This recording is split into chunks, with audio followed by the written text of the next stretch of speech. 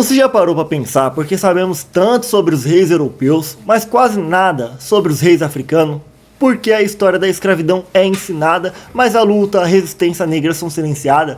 Esse vídeo vai te levar por uma jornada que muitos preferem evitar. O apagamento sistemático da história negra no Brasil, uma omissão que não é por acaso, mas por conveniência. Eu me chamo Leonardo e vamos junto nessa história. O Brasil tem a maior população negra fora da África, mais da metade dos brasileiros se declaram pretos ou pardos.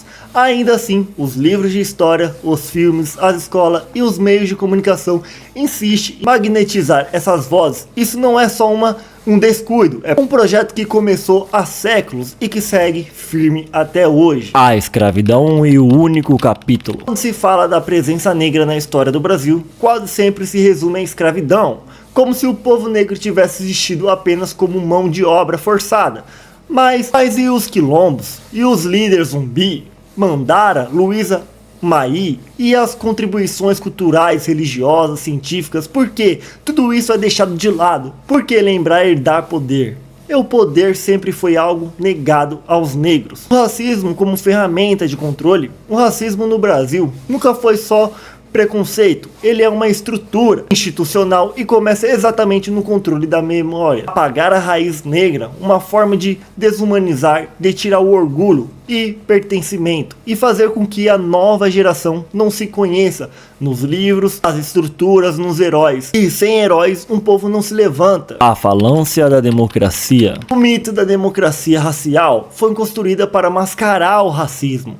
A ideia de que somos todos iguais ignora a desigualdade profunda que existe.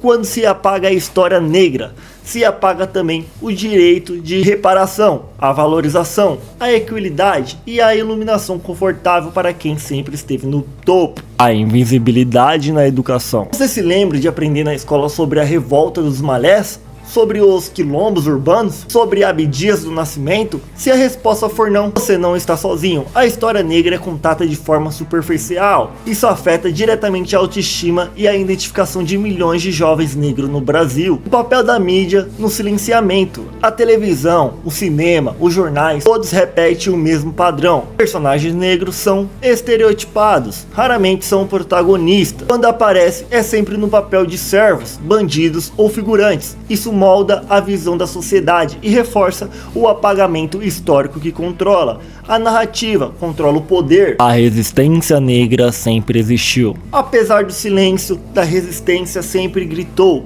Desde os quilombos até os movimentos modernos, como o movimento negro unificou artistas, intelectuais e líderes comunitários, continua lutando para reescrever a história sobre o ótico verdadeiro, não como vítimas, mas como protagonistas da própria história. As cotas e as reparações, por que incomodam tanto? As políticas de ação afirmam como as cotas são constantemente atacadas. Por quê?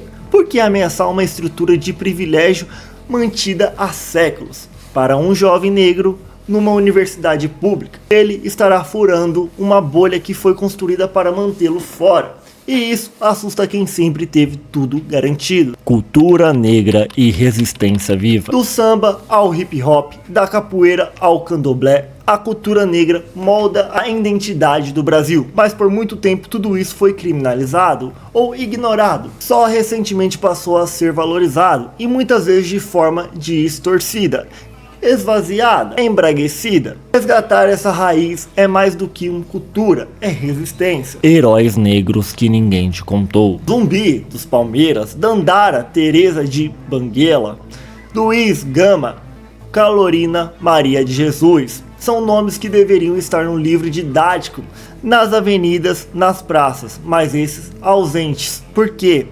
Porque sua história inspira rebeldia, coragem, superação e isso pode ser perigoso para um sistema que manteve tudo como está. O apagamento é político. Quando a história negra é apagada, o que sobra é uma versão branca, elitistas, eurocentradas da realidade. Esse apagamento não é erro, é escolha. E uma escolha política, e que escreve os livros, aprova os currículos e domina os meios de comunicação. Reverter isso exige luta, consciência e educação. O papel das escolas e professores na lei tornou obrigatório o ensino da história e cultura afro-brasileira, mas a aplicação ainda é fraca. Muitos professores não têm formação adequada, material ou apoio institucional, e sempre isso, o ensino continua. O eurocentrado valoriza a formação de professores negros e antirracistas. É essencial. Como mudar esse cenário? Mudar esse quadro exige ação em várias frentes, e é preciso exigir mudança no currículo, apoiar autores e criadores negros, cobrar representatividade e combate ao racismo desde cedo. O primeiro passo é reconhecer o problema.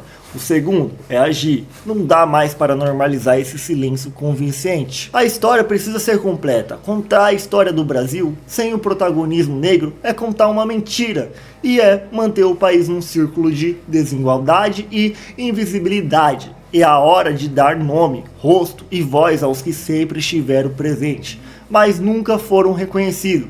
O passado precisa ser reencontrado e o futuro reescrito. Se você gostou do vídeo, curte, compartilha.